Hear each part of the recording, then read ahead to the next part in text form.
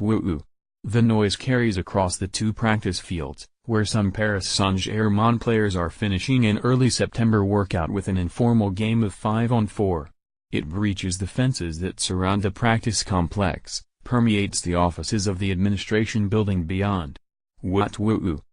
If you are nearby, you can't help but hear it. It is a noise of exuberance, a noise of joy, a noise that seemed delightfully inappropriate for world football's carefully scripted soundtrack.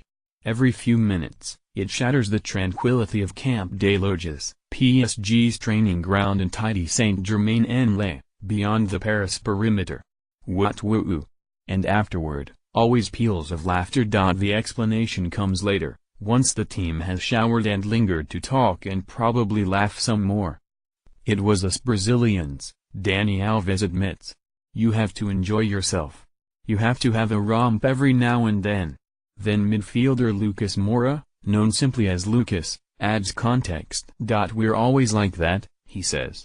We do something with the ball, we speak something funny, and everyone says woo. He grins. The French players don't understand. They just look at us, like, what are they doing?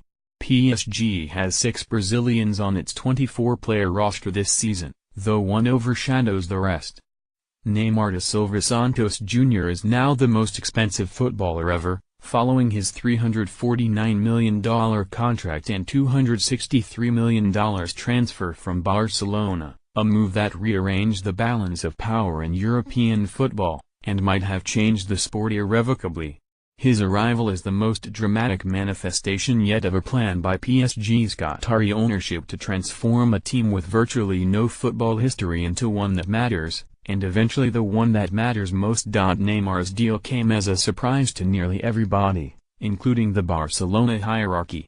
He'd been coveted by Nasser Al-Khelaifi, the Qatari businessman who runs PSG, for more than a year. But the effort gained momentum after Barcelona's comeback in March's Champions League round of 16 match between the clubs. Down 4-0 after the first leg, Barcelona scored an impossible 6 goals in the second to win on aggregate 6-5. Neymar scored 2 and set up a third, yet all anyone talked about was Leo Messi, who had also been rather brilliant despite scoring just a single goal with no assists. At that moment, people close to him say, Neymar understood that he wouldn't emerge from under the vast shadow cast by his diminutive teammate as long as he stayed in Barcelona. PSG intensified its efforts to land him. One by one, the Brazilians made contact. I talked with him, says Thiago Silva, who captains PSG. We all did, says Maxwell, the former Brazilian international who retired this spring after 5 seasons with PSG to become the assistant sporting director. We had a family here ready to receive Neymar. Then in July, with the season looming, PSG made an extravagant deal for a key player to help deliver Neymar. In 2013, when Neymar was leaving the Brazilian club Santos and offers from 2 of the world's biggest clubs on his father's desk, Barcelona's Dani Alves persuaded him to choose his team over Real Madrid. This summer Neymar and Alves discussed teaming up again. What matters is how well you live when you're playing somewhere, they agreed. Because you can't get back the time, Alves says now. That's the calculation you make. Not the money. Alves was set to sign a 2-year, $15.4 million contract with Manchester City this summer. A physical had been scheduled, a flight booked. Then PSG swooped in. For years, Alves played a crucial role in guiding Barcelona's attack from the right wing, but PSG's $30 million offer was double what anyone else was willing to pay a 34-year-old defender. The additional $14.6 million. Apply it to the Neymar recruiting budget. He said to me, if we can go together, let's do it, Alves says. He spreads his arms wide. And here we are. Is Neymar worth such an intensive effort? Could anyone be? We're about to find out.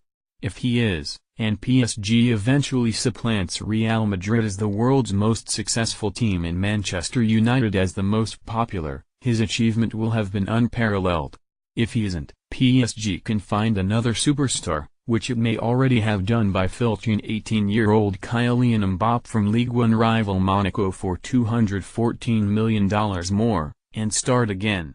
But the $500 million that the Qataris have lavished on Neymar, including a $80 million annual stipend to serve as World Cup ambassador, will be read as a cautionary tale how one team nearly bankrupt an entire sport. Billionaires have owned teams before, of course, but never through an arm of a national treasury.